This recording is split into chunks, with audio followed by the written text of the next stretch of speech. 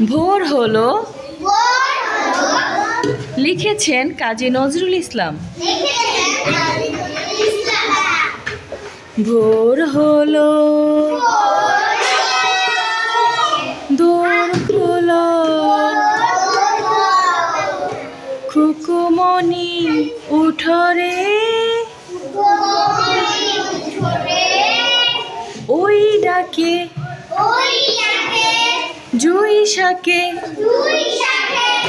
ফুল খুকি ছোট রে